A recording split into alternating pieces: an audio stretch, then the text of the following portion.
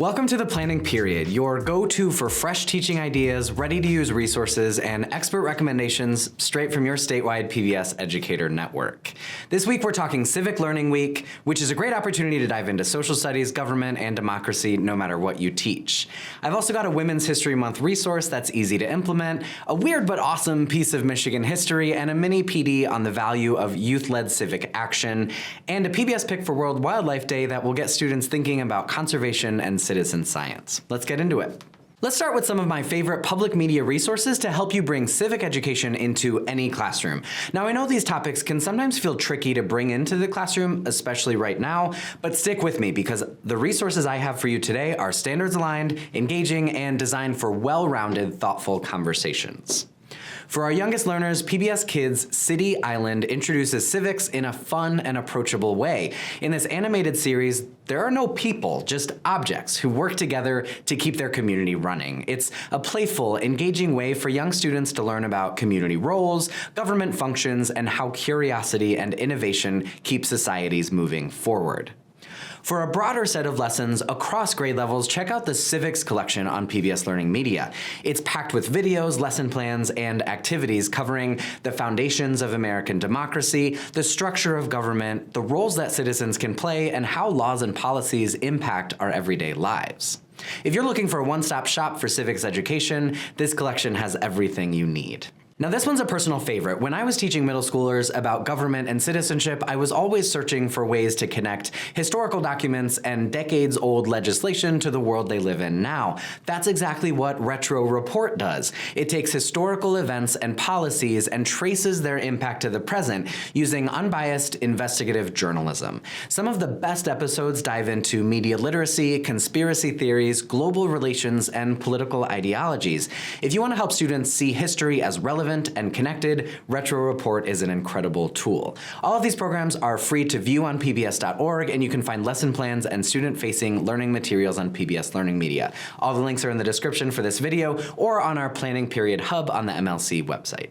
If you're looking for a Women's History Month resource that's simple to share with students but could have a pretty huge impact, you're looking for Curious About Careers. The Curious About Careers series from our friends at WKR in East Lansing showcases inspiring women in STEM careers. Now, you have a couple options for bringing these short videos into your classroom. You could try these out as a daily warm-up or a writing prompt where you watch one of the videos and give students a chance to share their thoughts. You could design a short or longer-term research project where you have students explore different careers and change makers in STEM. Finally, I'm always down for a media challenge. Students can interview women in their own communities about their careers, their skills, and their stories. This would be an easy and great way to bring women's voices into your classroom this month and all year long. Did you know that Michigan has an official state fossil? The Mastodon was declared our state fossil after numerous skeletons were discovered across Michigan, and people are still finding them today. Share this gem with your students and challenge them to research how these fossils were discovered, explore what Michigan looked like thousands of years ago, and even compare the Mastodon to other prehistoric animals. Also, this week in 1929, Michigan's first roller coaster opened up on Belle Isle. Okay, let's pause for a second. We're talking about a roller coaster in 1929. If you're like me, you're already thinking there's no way I would get on that. But your students, they might be excited to learn how early roller coasters were built, why they were so popular, and how Belle Isle has changed over the last 100 years. This is a great entry point into lots of discussions on engineering, historical tourism, and local history. Today I want to highlight a newer series called Citizen Nation that came out this fall and talk to you about why it's important to incorporate youth voice and action into civics learning. It follows high school students from across the country as they compete in a civics competition in Washington, D.C. Along the way, they develop research skills, practice critical thinking and debate, and engage in the democratic process. This series is still available to stream on pbs.org, and there are clips on Learning Media that come with teaching resources. Some of the best topics include fact-checking voting and media in politics, the role of the judiciary, and what it means to think for yourself, along with why civic education matters for all of us. Now, I want to use this program as a springboard for something I'm really passionate about.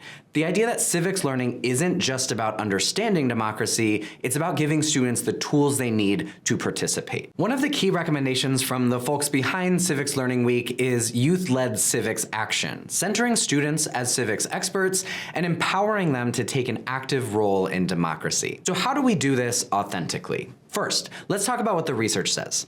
Student engagement decreases every year they're in school. Engagement in learning is directly linked to trust, relationships, and relevance, and challenge-based real-world learning helps students retain information longer. Here's my takeaway from all that. Students need agency. They should have a say in what they learn and how they engage with their learning. Their learning should feel relevant. Ask your students, what do you notice in your community? How does government impact your life? What concerns do you have? Then once they've identified something they care about, you can start introducing civic standards that show them how to take action.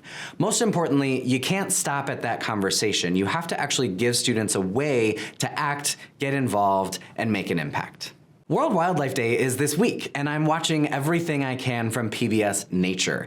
Now, this isn't just one program, it's an entire collection of documentaries covering environmental sciences, animal features, habitat conservation, ecology, and geology. Since it's Civic Learning Week, I'm also focusing on American Spring Live, which is a series that highlights citizen science initiatives that allow everyday people to contribute to conservation efforts by tracking birds, insects, and plant communities in their own backyards. Even though it's not quite spring yet, if you introduce your students to these ideas now, I bet they'll be inspired to create a citizen science project that's ready to launch in a few months.